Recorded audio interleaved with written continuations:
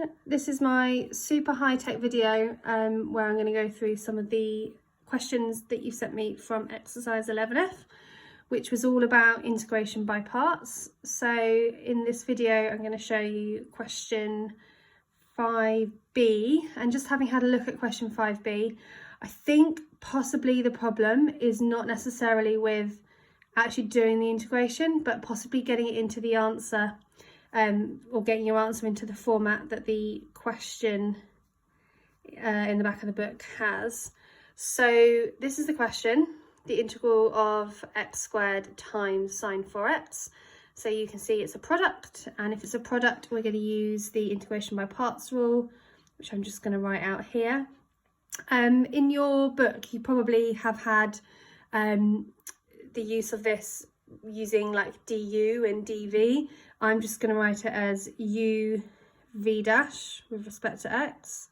So that's the integral of u dv dx with respect to x is equal to u times v, take away the integral of u dash v with respect to x. Okay, so that's the rule we're going to be using. That's integration by parts. So what I like to do is just work out which bit is my u and which bit is my v dash. Remember, the u part you have to differentiate. Differentiate. The v dash is the bit that you have to integrate. So you want to pick your expressions very, very carefully here. Okay, so if I just write them out clearly, that's my u. So if I differentiate that, I get my u dash. And then my v dash we're saying is sine 4x, which if I integrate it, I have to pull the constant out, so I have a quarter. Sine integrates to minus cos, so don't forget to stick a negative there. Okay, and now we're ready to go with round one. So we're going to follow the rule here. We're integrating u v dash, which is what I've got on this side. So I'm going to make that equal to u times v minus the integral of u dashed times v. So u times v, let's just get a little bit closer, would be x squared, and then this expression here. So actually let me just make that a little bit clearer. So minus a quarter x squared cos 4x, that's uv, minus the integral of v du dx. So let's just tidy this up a little bit. I'm going to have a minus, and I've already got minus there, so I'm just going to change that into a plus. I'm going to have a 2 and a quarter, which makes that half. And I actually quite like taking the constant outside the integral, because then you don't really have to worry about it. You then got your x and your cos 4x with respect to x. Okay, so that's where we're at so far. Now this is a question where you have to do integration by parts twice, because in the more simple questions this is now something that you can integrate fairly easily, but as it is we are going to have to split that up again. So again, pick your u, pick your v dash, okay, write it out. You don't have to do this every time, but for the moment it's useful to write this out properly, what your u and your u dash are, what your v dash is, and then what your v is. So integral of cos 4x, we take the quarter outside, cos integrates to positive sine. Happy days. Okay, now what I don't recommend is that you integrate just this bit over here on the side of your paper and then you put it back in again. It's so much nicer if when you're writing your answer out you copy out the whole of this line, and then we'll just put the integral of this in a nice big bracket. Okay, that way you're not going to miss any parts of your answer. So here come the big brackets. Okay, so I've copied this straight down from up here. So we want to do uv,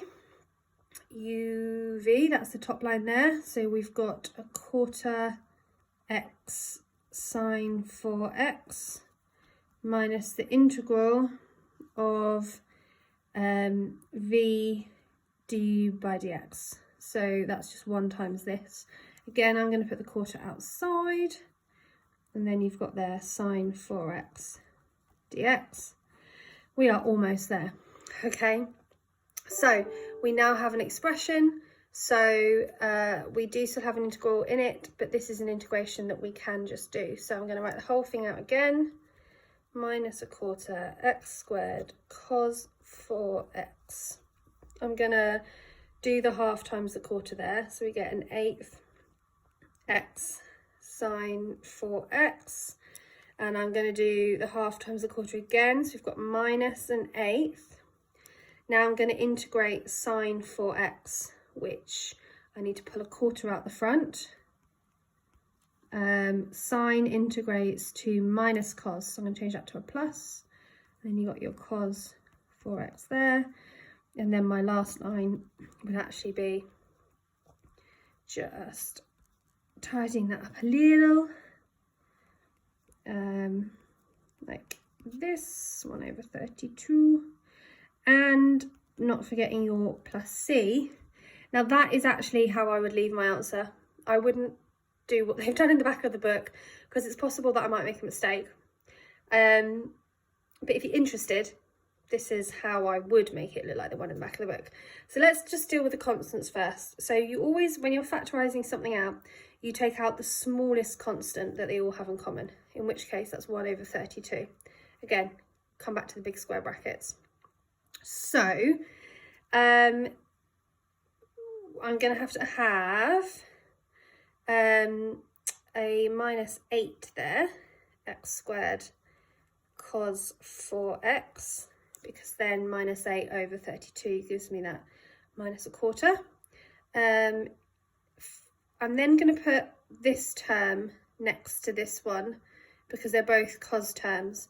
Now the 1/32 you've already taken out, so you've just got plus cos 4x. Okay, so now I need to deal with this term, and if you've got 1/32 taken out, you're going to need, what are you going to need? A 1/4. Yes, because then, no, the way around. Sorry, it's going to be a 4, because 4/32 gives me the 8th. Perfect. So 4x sine 4x, like that. So we've taken out that 1/32. Okay. The next thing to do is to say that in these two terms, you've also got a cos 4x in common. So if I just keep big square brackets there for the moment, if you were to take the cos 4x out of these terms, you would have a 1 there and a minus 8x squared there. So if I do 1 minus 8x squared, then I've got cos 4x. So if I expand this bit, that is now going to give me that term and that term. And then separately, you've got this term here. Okay, so altogether, we can then just write it as 1/32 brackets, another set of brackets, copy everything down from before. I've opened the little ones, I've closed the little ones. Remember, you can always expand that again. Oh, mustn't forget my plus c. You can always expand that again just to make sure that it matches your answer from above. And there you go.